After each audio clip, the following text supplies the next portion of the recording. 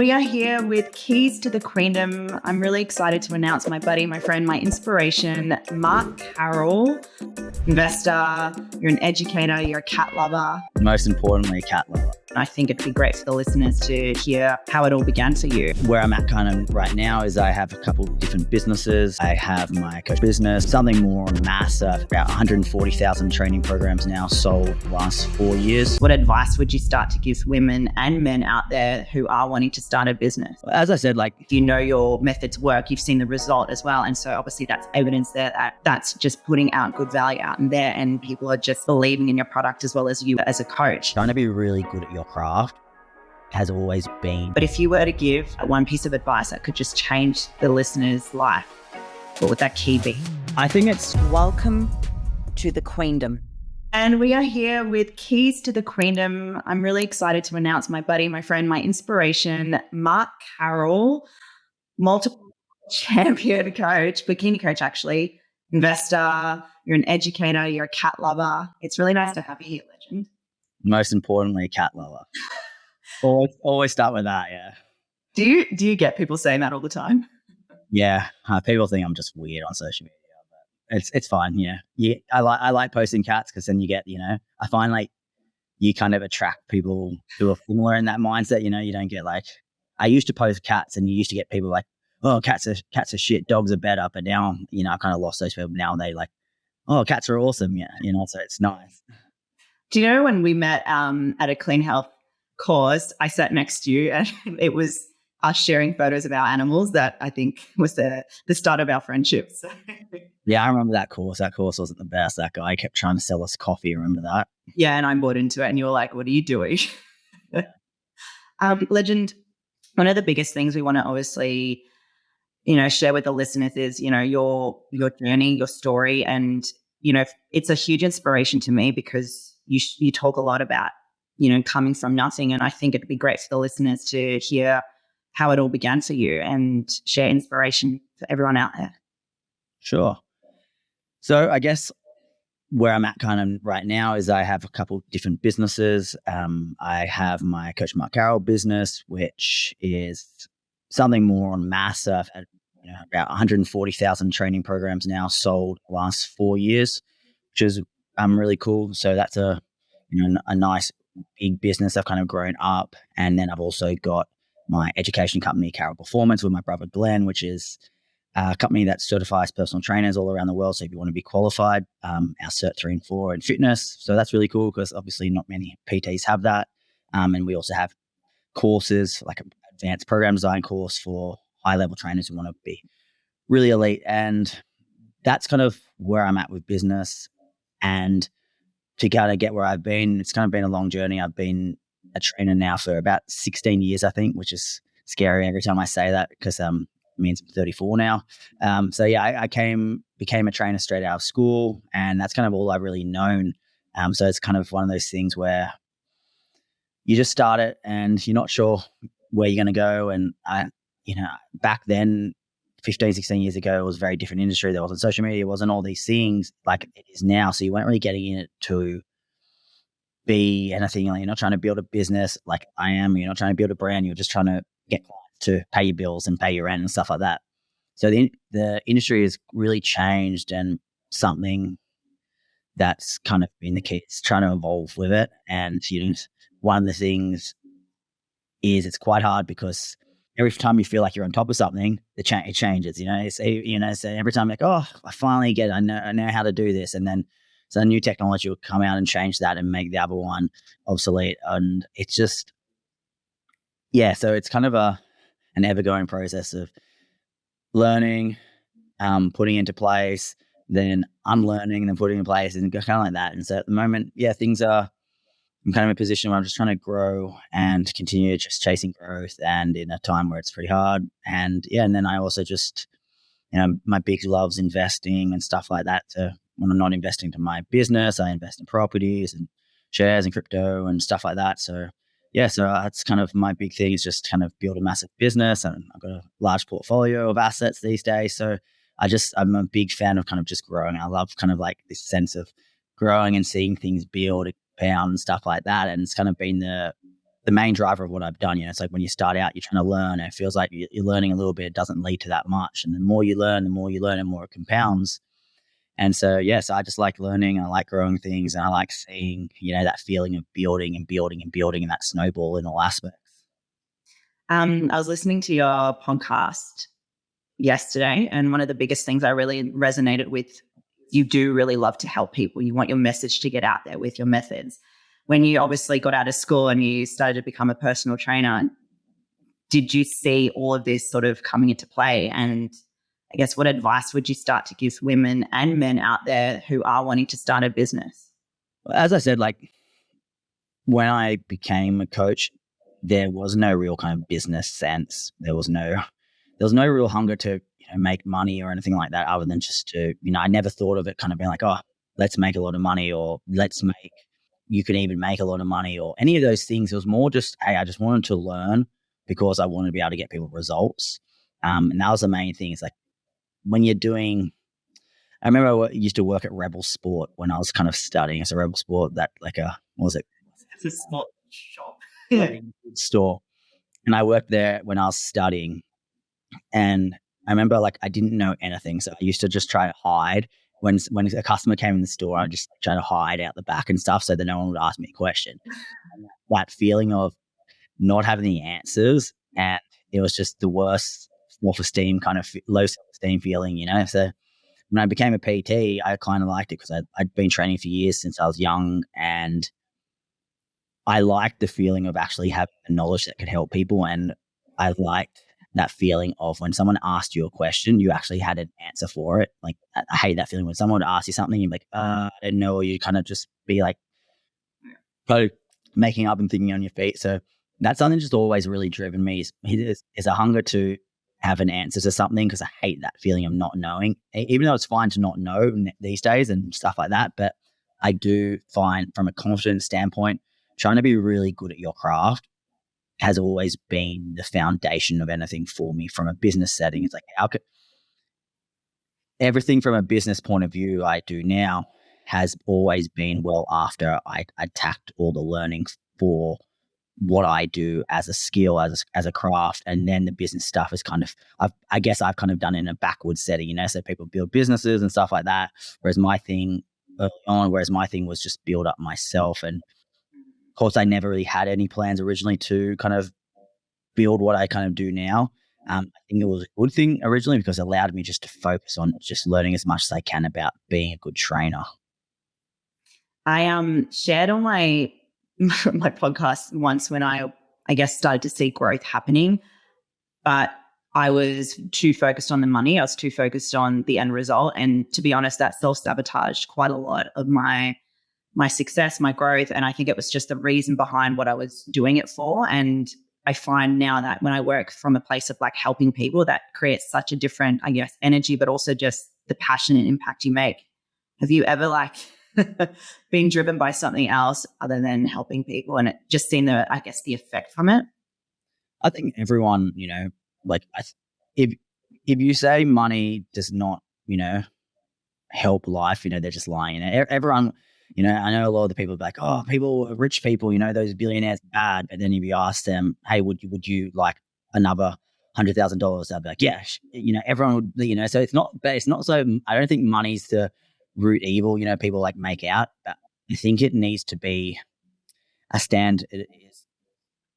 If you can help a lot of people, if you can bring a lot of value to people, then you'll make all the money you probably would ever need.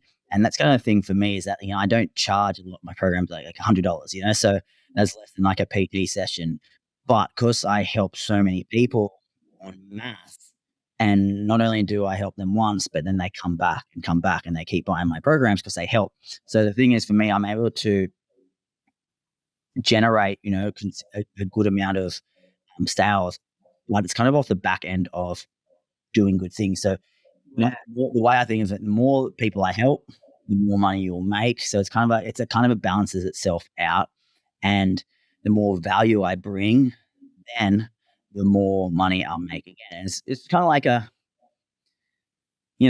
what value is anything, what value is what people, will trade, so it's kind of like let's say if you're trying to buy a Lamborghini, it's $500,000 or something like that.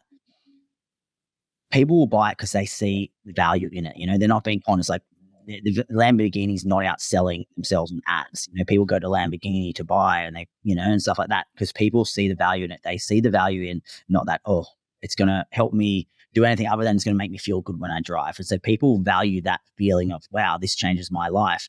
And so I feel like if you can bring value, again, it can be a different thing. If you have a knife and the knife actually cuts really well and it helps people, cut up their steak better and serving at parties and stuff like that, whatever you do, if it brings value, it will grow and grow and grow. And that's just kind of been my driver as, we all want to, have a good income. It's not necessarily to be, we're not billionaires or anything like that, but the goal is, be comfortable and you want to support your family and do all these things. But on the flip side, it's if you kind of can reframe it of, hey, if I can do a great job and if I can bring value, that's what will raise your price up and stuff like that. And it really sets people apart. So I think often people think, let's race to the bottom. Who can be the cheapest? There's one person who can be the cheapest. If you're not the most cheap, then being the second cheapest doesn't really help anything either. So it's kind of like, well, rather than just look at the price, well, what value can I bring back? For me, when I sell a program for $100, it's 12 weeks. So you think 12 weeks, probably 4 or 5 hours a week worth of training. That's like 60 hours worth of, I'm giving you something to do. Plus there's hours of education.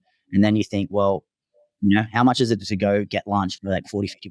And here, $100 for 60 hours worth of outings.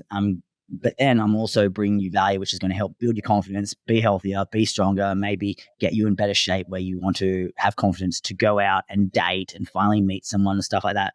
Like for me, it's like, well, it's what that $100 really, I think, is bringing back, $10,000 in value. So that's the kind of thing is like when you can also justify the price that you're selling, whether it's a $5 or $50,000, if you bring immense value over that price point, then that's kind of you doing a fantastic job and you should be able to charge whatever you want.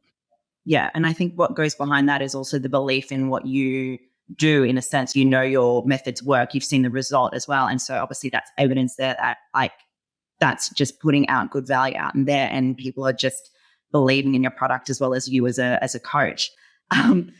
We spoke about money just before, but I'm actually just looking at a book you recommended to me. Oh my God, it's actually a really hard book to read around money, but it was the first time you started to really get into investing and you told me to read the book Money Master the Game by Tony Robbins. I personally found it really, really hard.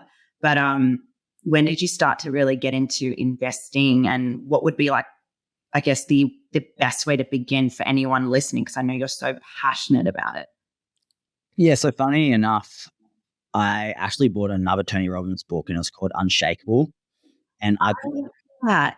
Yeah. I bought it though, but I thought it was going to be like about like mental health and stuff like that. But it was actually about investing. And it was about Unshakable was more so about knowing that the stock market will crash. And it's about not freaking out when something goes wrong, because when the stock market crashes, people then sell. I mean, they should just hold and buy and while it's down, etc. So that's what I actually bought. I actually thought it was going to be like a self-help book, and then it was an investing book, and I was like, oh, okay, this is interesting. And so that's what actually randomly got me into it. And I don't know, I think when I started to make a little bit more money, I started to, look at property, and then and it's back in Sydney property. I was like, oh my God, like I cannot afford like property back then. An apartment was, back then was just, well, for my income was just obscene. So I thought, well, all these people seem to investing people don't seem to be that rich and stuff like that. So I was like, oh, well, how do they do it? And so it just got me kind of hungry to learn about money, and I knew absolutely nothing. I couldn't tell you what a stock or share was. Couldn't tell you anything about. It was like learning a different language. But for me, it's really kind of built up to a big passion of mine. I think when it's something new, when you find something new in life, yeah, and it's just like, I know nothing about it, but it's so exciting. Everything you read, you feel like you're learning, getting better. It's like the first time you go, it's just like, oh wow, and it's just kind of just really create a hunger to learn more. And and it kind of works hand in hand, because with your business, if you're having a good business and bringing a lot of money in, you also then want to be like, well, am I doing smart things? Or what am I doing with this money? Am I just spending it, or am I kind of growing it and I'm putting somewhere for the future and stuff like that? So it's really kind of driven me to be educated and, I guess, have a good understanding of a variety of things in the world, economy and interest rates and all these things I knew nothing about. So these days, 16 properties and around Sydney and Gold Coast, Brisbane, and I've share portfolio, crypto portfolio, and stuff like that. And it's just a real standpoint of enjoying learning. And I really like reading from people who've done things, older than you, and made smart decisions. You learn from their failures. So it's like, I'm like, well, how can I learn from other people who've done really well in life and not mistakes people they have before, and and just and as I said, I like that feeling of growing. And so with like portfolio of money and stuff like that, investing, you can put it away and grow and grow and grow. And plus, it's also, I don't buy anything really outside of like, anything special. So it just forces you as well to make smart decisions with your money as well, and not kind of, because whenever I make money, I literally just put it either tax, my staff bills, or invest, and nothing stays in my account. And when I invest, it just stays. I don't like trade it. So everything I invest is basically with the idea I'm not going to touch it for 20 years. So basically my account always has $0 in it. And I like that, because it makes you feel like you don't have anything. So you don't do stupid things either with your money. That's interesting. Because I'm actually looking at doing a little bit more like learning around investing, but also like working with a mentor. But one of the first things this guy called Lloyd James Ross said to me was, start with your money habits. And I'll be fucking honest, I reckon I've like bought things and I'm like, that was probably not a good investment, like a nice car or things like that. Whereas now it's the habits you have around money when it comes to just putting it away for not now, but even like 20 years time. Did you ever have different money habits back then? I think it's a kind of there's always a learning process. It's easy to learn from like an 80-year-old investor and stuff like that. And self-gratification, stuff like that. And then it's also a hunger that, in your head, that you want to do things that you didn't think you could do. Like when I first started making really good money, I bought lots of cars. I bought Lamborghinis, I bought Ferraris, I bought McLarens and Aston Martins. And, at one stage I'd, bought $2 million in cars in the space of 13 months. Yeah. But I was also doing that. My thing was, for every car I'd buy 3 properties worth, 4 or 5 times that. So I was always kind of, all right, in my head, I was like, I had a lot, 3, 4 properties before I bought the Lamborghini, and then I got another 3, 4 properties before I got another car, and then another. So it's kind of like my thing of, all right, if I'll do something which is really stupid with my money, I'm also going to balance it out with doing, something 3 times bigger with my money for the greater good long term. And that was a way to do it originally. But, looking back, I sold all my cars and stuff like that now, and now there's nothing like that I do. But I also feel like it was a good experience to at least, tick that off, that itch of like, oh, now I know what it feels like to own that. I know how it feels to drive that. I know how it feels, your self-esteem to do this or that. And sometimes you need to actually experience things as well. It's a word good about, oh, no, you don't need that. But sometimes you need it. I wouldn't even say make mistakes, but feel stuff. And if you always just listen to everyone else's opinion as well, like you want to listen and do smart things, but you also need to live a little and learn. And I think if you can balance it out, for me, it's like, all right, well, let's say you buy a $50,000 car, then ideally you'd have 10 times that invest into other things. That's the way I kind of look at it now. So even now I'm like, all right, I'd love another car eventually again, but I'm like, all right, well, I'd want this paid off. I kind of in my head, I was like, I really want a watch, all right? I really want a Rolex watch, right? How much are they?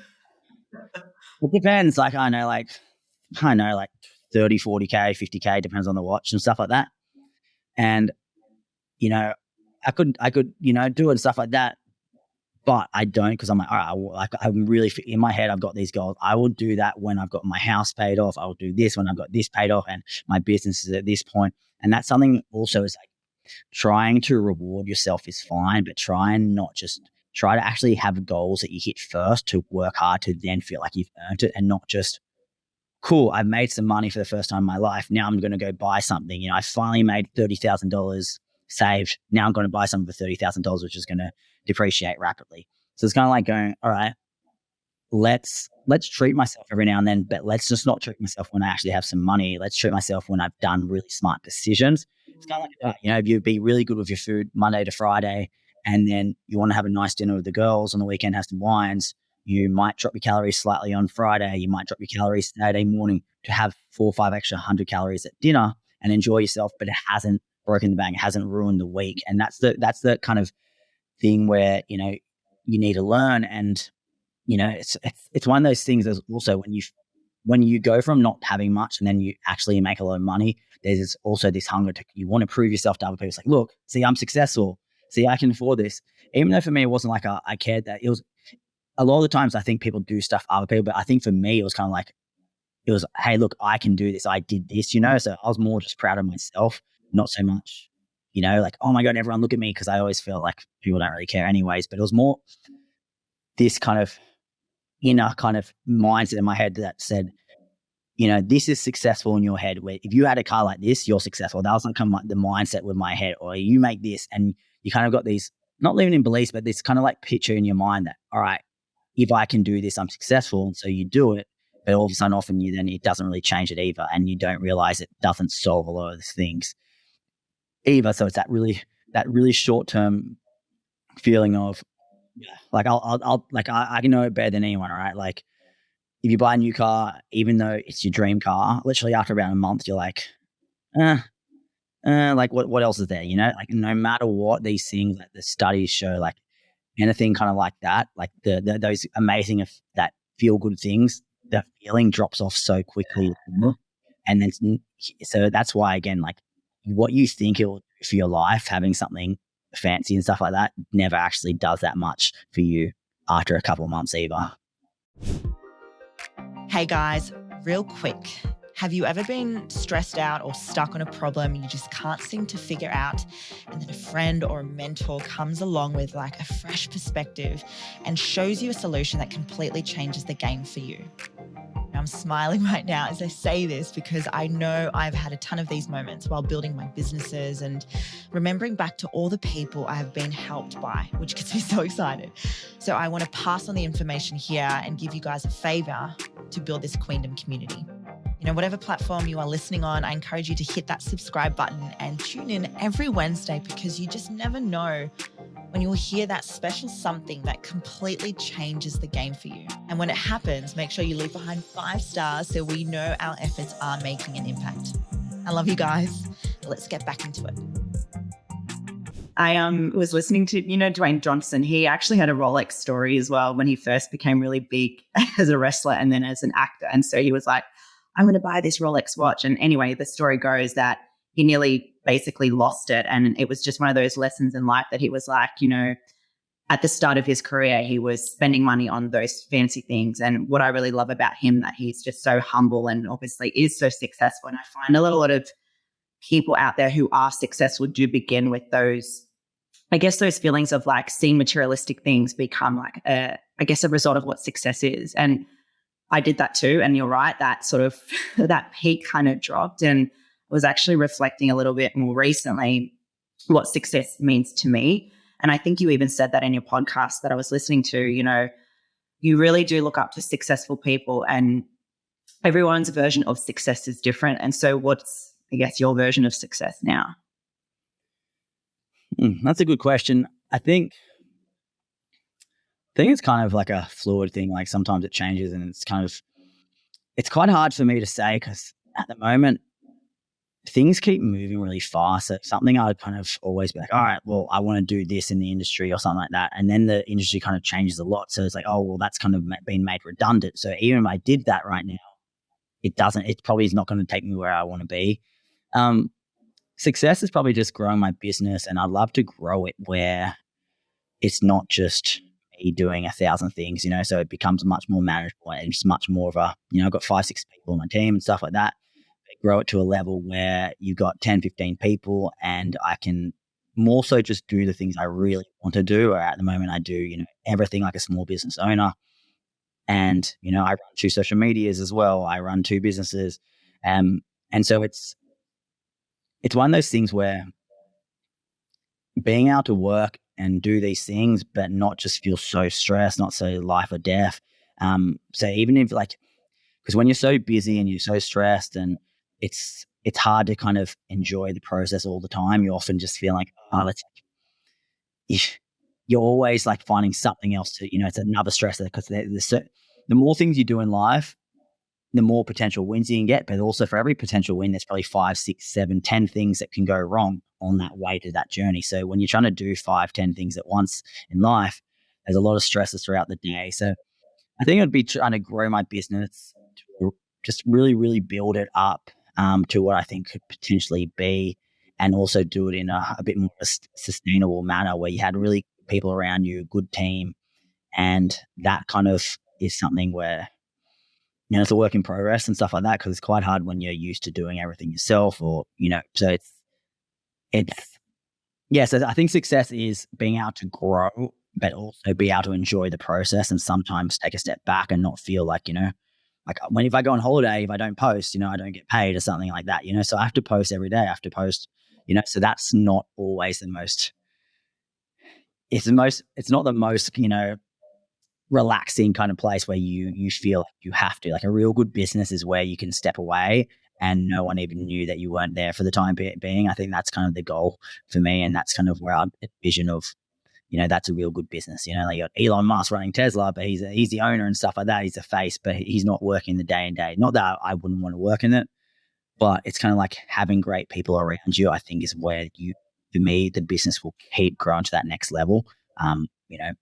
More good people, more people seeing your blind spots and stuff like that, I think will be, the real definition of growth for where I'd like to go eventually. And what was when it came to hiring a team at the start, for anyone listening, was that something that was really easy to do? Or I guess advice to anyone listening who are wanting to hire staff, or even just have someone else there, like what were the steps you did to bring that forward?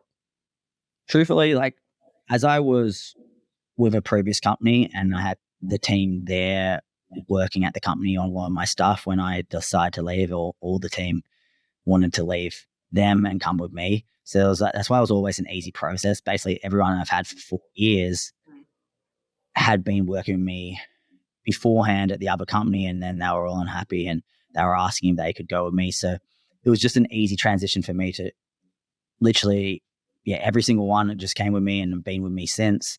And then I had another girl, Jenna, who works for me in America, who is kind of our tech person and kind of operations person. And she was a client for 5, 6 years and a really high level with tech and stuff like that. So it was kind of as it's probably not the best way to go about it. I generally hire people, I trust and know and stuff like that, and had a good relationship with. I know a lot of the times it's like, oh, don't hire people you don't, and don't do business. Like, I've got a business with my brother. So I've kind of probably gone against that because I'm just, more introverted, and trying to go out and network and talk to random people is not the best thing. And, if I'm probably going to try and grow and scale, I'll probably need to use a bit more, being a bit more open to finding new people and not just your circle of people, but so far it has been really, really good for what I need, because especially, again, I know what I want, I know what I need, and a lot of the people who have helped me have been great at facilitating kind of my goals and dreams and visions and whatnot. I think to continually to grow and really find people who are fantastic at the job, it might be, finding people you have no idea from in different industries and stuff like that is probably going to be where you need to go. But as you said, it's not an easy process trying to hire people, and it's, do you trust them? Are they, you see resumes and whatever on LinkedIn and stuff like that. It's like, are they actually as good as they say? And, a lot of people use, other companies and stuff. They said they did something, they're like, maybe like, oh, I worked on this at ClickFunnels or something. And then they'll probably like an assistant away, but they made out like they built, Russell Brunson's ClickFunnels or something, so it's also being careful of what people say. And it's quite hard to trust people. And so that's kind of been a hold up for me. But that's definitely probably a weak area I need to try and attack for growing. Area of growth, I like to say. Work in progress.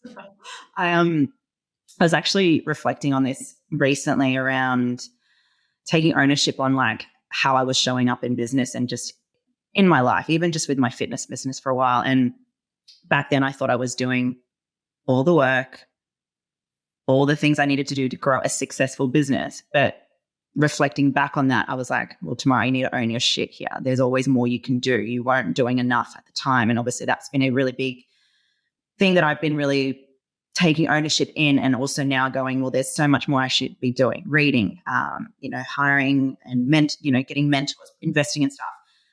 You've just spoken so much about the hunger you have for growth, and you've got a beautiful mind when it comes to reading. But have you ever felt like I could have done more back then, or I wish I did this back then? And it's something that you've kind of navigated through now, seeing everything from the start.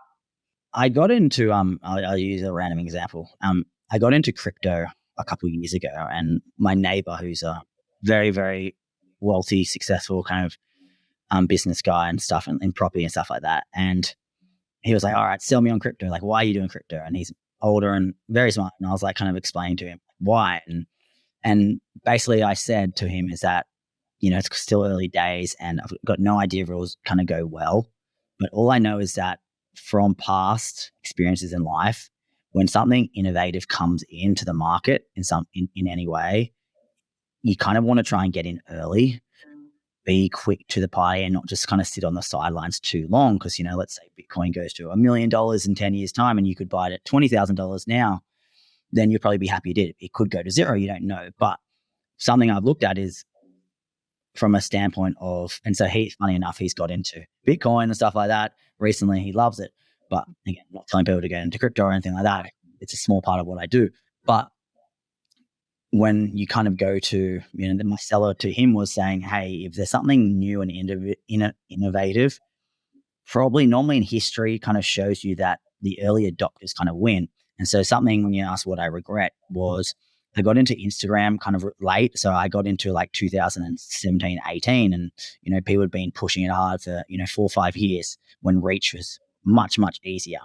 And then likewise, I started TikTok at the end of last year, and, I put zero effort in. And then Lauren and other people were like, oh, you should do TikTok. And that was like 3, 4, 5 years ago when it was, people who were pretty average coaches, had no followers on Instagram. Now they got 4 million followers on TikTok, because they got in early. The early adopters generally win. So that's kind of my thing, is like looking at technology, and when things kind of change, it's kind of not putting your head in the sand and be like, no, I don't like this. This is not fair. I'm fine. I like what I'm doing right now. The ones who kind of win are the ones who get in early and innovate and kind of go with it and not try to fight it. And so from a standpoint of, I often think, well, man, I wonder where my business would be if I got in an extra 2 years earlier when reach and engagement was way better. And, things like that, I often think it's when new things come in the market, it's kind of like, do you want to fight against it? Because technology generally wins out. People fought against the internet. People fought against cars when they were invented in like the early 1900s, or, the motor and stuff like that. And the people who fought against it generally get left behind, and it's the early adopters that win. That was kind of my main thing with business, is that, you only know what you know. So when you kind of say, all right, now I learn more about reading books and things I could have done, that's fine, because I didn't know that stuff and no one was really showing me. But the things where you knew that I probably should be kind of looking at this, that's where I get a bit more frustrated, because you had the opportunities, you thought about it, you looked at it, and you're like, nah. But like, learning about, copy and learning about, marketing and stuff like that, that's something I've only come into place, and no one even spoke to me about that. So yeah, I could have been better. I could have been, all these things, but a lot of that stuff is just, okay, that's a part of life. But it's when opportunities kind of arise, especially with technology, I think it just shows you that you should probably be jumping on the train earlier than later. Talking about, I started early on Instagram, and my Instagram's not the best, but it just goes to show, I feel like there's always things to do when it comes to adapting and changing. And I do feel that right now social media has obviously changed so much with everything. I actually was reflecting on your mental health battle episode, and that was something you brought forward on your podcast. But I know you've shared that on Instagram, on socials before. Was that the first time you really openly spoke about mental health to your followers? I think I've actually, I've been doing this sporadically, over the years and stuff like that. But, a lot of people, I was actually on Lauren Keeley's podcast yesterday, and they kind of asked me about that. It's like, oh, you talk about here and there, and I kind of said that, yeah, I do, but I try not to talk about it too much because I don't want it to kind of be like my defining story. I don't want it to be, hey, I'm Mark, I've got mental health problems. I don't want that to be my my first sentence, my first bullet point if you had to summarize who I am.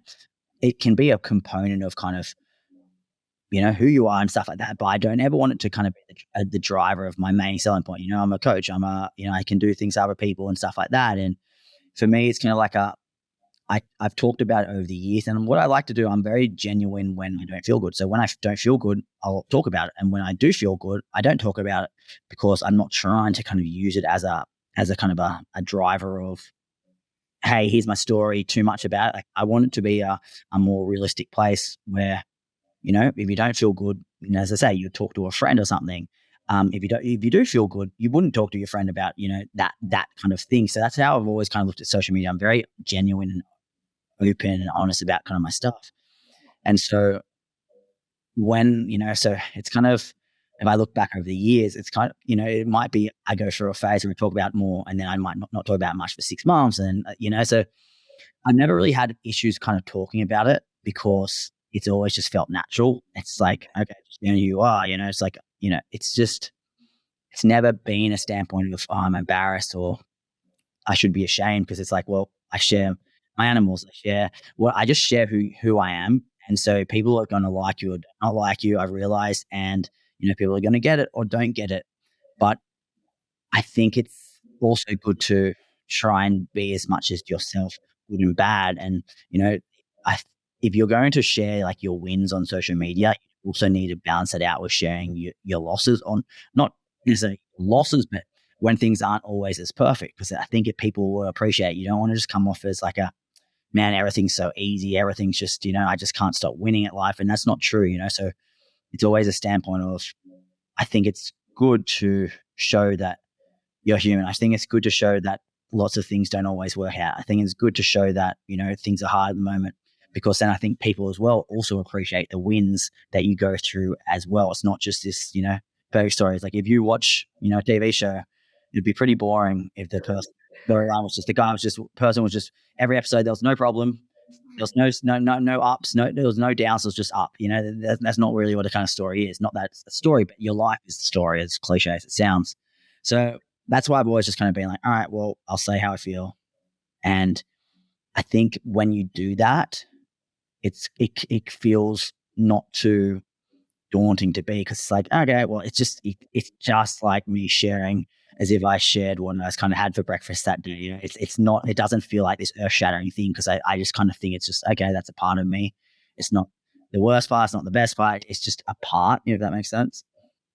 Well, you said it so nicely as well in your episode, where like when you look to people that you read books from, you listen to podcasts, like the people that you look up to, it's one of the things you always highlighted was you want to see their wins, yes, but their struggles too, because it makes it relatable. It makes it like, well, if they can do it, I can do it too. And did it open up, I guess, other coaches or just people that follow you to have a voice, to feel safe as well, or to be seen in a different way where they see that it is a part of themselves?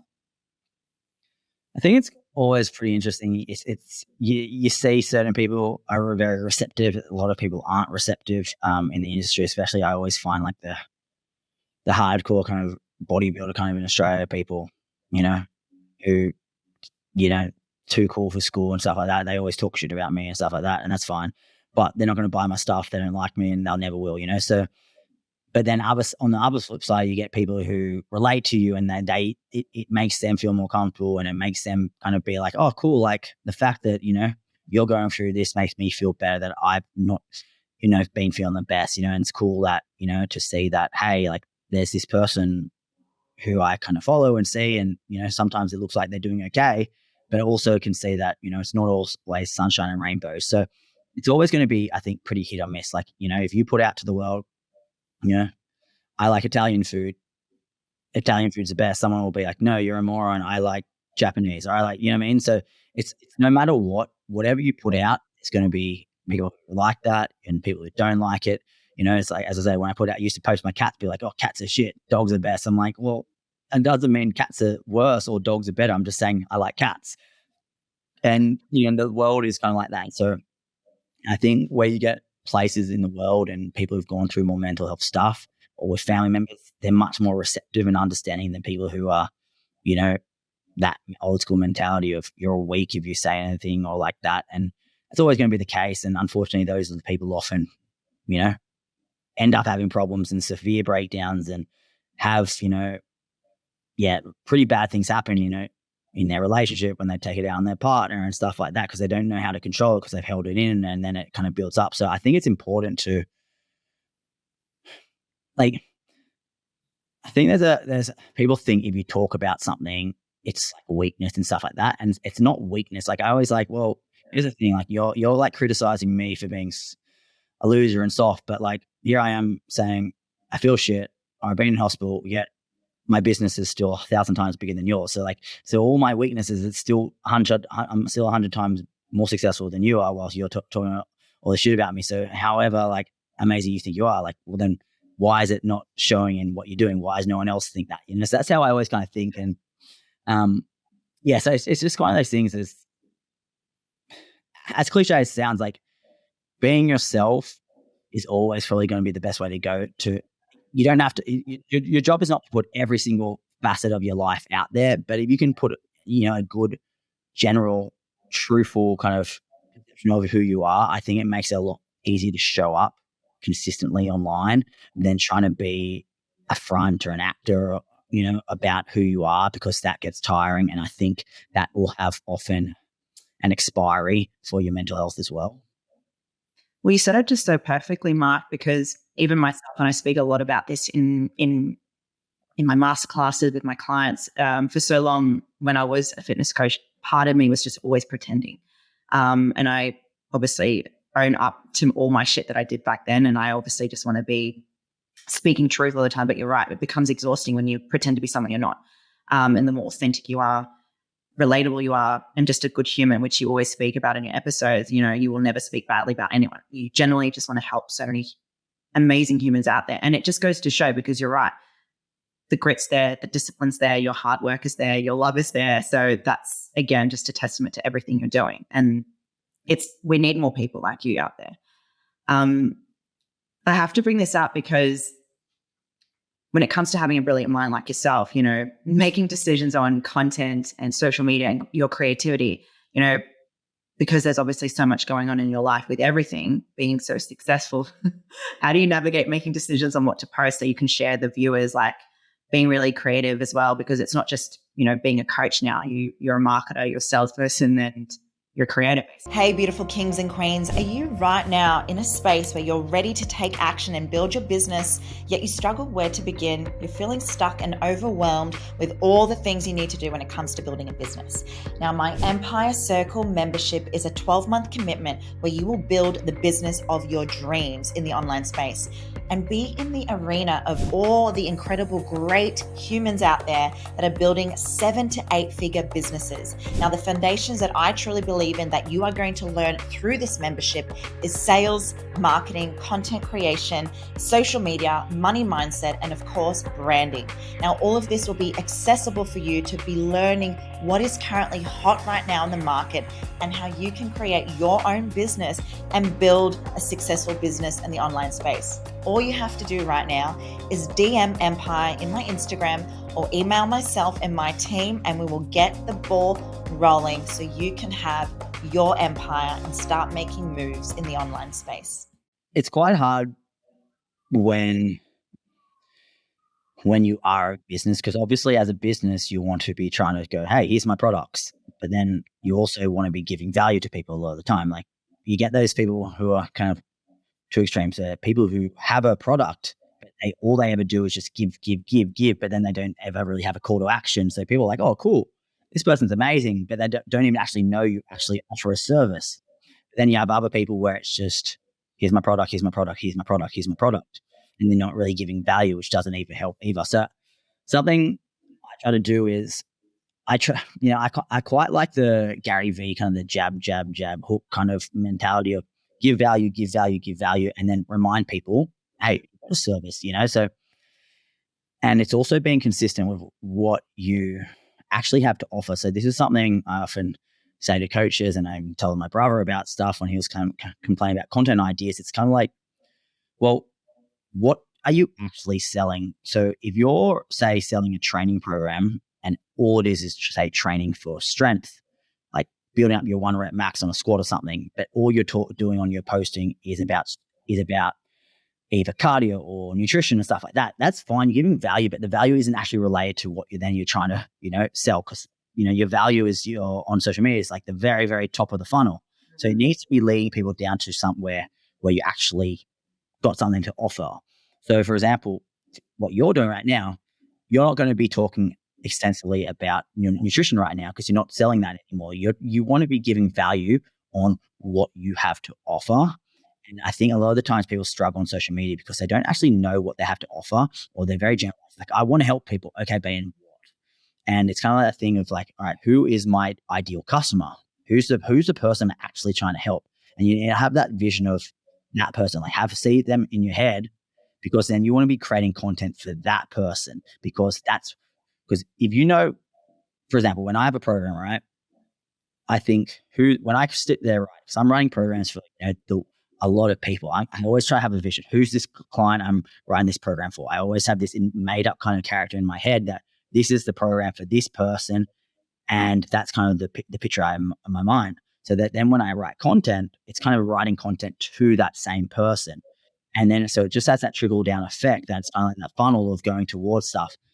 And, I often say to coaches who, like, let's say, if you have a restaurant and you cook, only Chinese food, but then all your posts about how to cook Greek food, how to cook Italian food. Like, yes, it's still the same kind of, it's still food, but it's got nothing to do with actually what you're actually having to offer. So that's the way I think about it, is like, what would be holding people kind of back from training? So it's kind of like the saying, like correcting myths. So myths in the industry, misconceptions, and also somewhat showing people how that your stuff can show value without obviously overly giving it away, which I think people also do too much through these days. It's like, in their quest to kind of bring value, they give so much value and then they leave nothing for anyone want to buy their stuff. And that's where people make mistakes. Like, your job should be help people understand that you can help them, and help people understand that you have the skills to do that for them. And then the goal is then to obviously have them sign up to actually do that and deliver on that idea. So when I'm looking at content, it's always a standpoint of, all right, what are my products? And then what are often the reasons why people aren't getting results? And so I can show that, hey, let's say if I've got a program on squats, getting stronger on squats, then I'll see a lot of people don't squat deep on squats, and they can't get deep on squats, but they want to squat. So it might be a post around ankle mobility, so how to get deeper to help them with a squat. So the more they start squatting and feeling pain-free and get deeper, just from my post, they start to enjoy squats more. And then the more they enjoy squats and find that one tip helped a lot, then they're probably going to be like, well, I actually really like squats. Now, his tip actually helped a lot. Imagine how good his squat program is. Imagine how much value that would be. And not only that one tip helped a lot, I now enjoy squats. So it's kind of like that trickle down effect. It's kind of, even my post today was, I just did, it's as a Twitter post, and it's like saying, you find boring following the same program 2 to 3 weeks. You know what else is boring? Spending a few years training and making no progress. That's boring. So the point of that post was, I sell training programs. They're 4-week programs. Why? Because I think that's what delivers best results. So just by posting that, it's making people think, well, am I doing it correctly, and stuff like that. So yes, that's kind of the way I think. It's like, everything that you do, how can you make people aware of it and show that you know what you're doing, and that you can actually help solve their problems. I like how you said about the funnel thing. Like, you can look at a squat, but there's so many variables when it comes to how to squat, the results people wanted, that you just go niche it down, or I guess you get more specific on the problems people have, which I think is something that a lot of coaches probably need to do more of. It's like, don't be too broad on your content and social media. Get down to like, what are the stuff that's stopping people from squatting or whatever, you guys are selling. Mark, I always I always end the episode with this one question, and I just want to say a huge thank you for obviously coming on. Like, you're an amazing human being. You're an inspiration to me and a good friend. But if you were to give the key to your queendom or even your kingdom, or the advice you want to share, that one piece of advice that could just change the listener's life, what would that key be? I think it's just a hunger to constantly improve, because often I think you get to a level where you've previously in your life thought kind of was a success, and you get there and then people get complacent and they go, oh, well, I'm there now. And what people don't realize is that often what got you there, the world's moving, everyone else is kind of constantly picking up. So if you get to a good place, doesn't mean everyone else is kind of content there and continually going to just stop there. And so it's kind of having a hunger to hit a goal, but also be proud that you hit a goal, be happy, identify that you've had a win, identify that you've done a great job and build that confidence, but then also have a hunger to then set new goals and keep building those goals. Kind of like, if you're playing, a game, playing Mario or something, there's level 1, level 2, level 3, level 4, in order to get to that massive, massive goal, it's kind of having small wins. And yeah, it's kind of like not be super satisfied, like be proud when you hit a milestone, be super, super proud, but then think, that's awesome. What else can I do? How can I get better? Because when you get kind of complacent, then everyone else has that hunger to get better and better and better. So it's kind of having that ability to, enjoy it, which sometimes I don't enough, but enjoy that you've done well, enjoy that you made progress.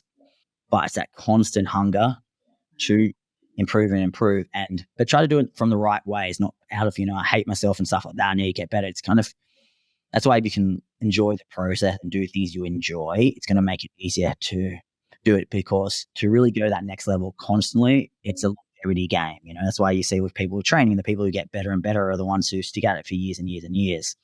So it's kind of trying to be hungry to consistently improve, learning and learning and learning, and never kind of feel like you know everything, because the minute you do that, you're probably in a bad place from being as open to trying to get better. I mean, look, 16 years being in the game, and look how amazing you've been doing. Mark, thank you so much for being here. Tell us more about the Phoenix, or just what you're working on before we wrap it up.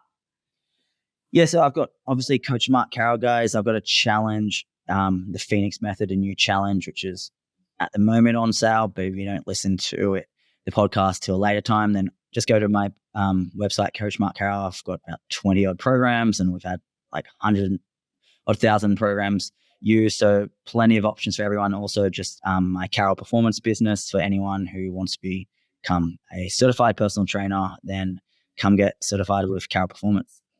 And I've done his programs and he's coached me too. So make sure you guys get on that. Thank you, buddy. It's been an absolute pleasure. Have an amazing day. And this is Keys to the Queendom, Kings and Queens. Have an amazing day. And next episode will be coming next week. Bye, everyone. Thanks, guys.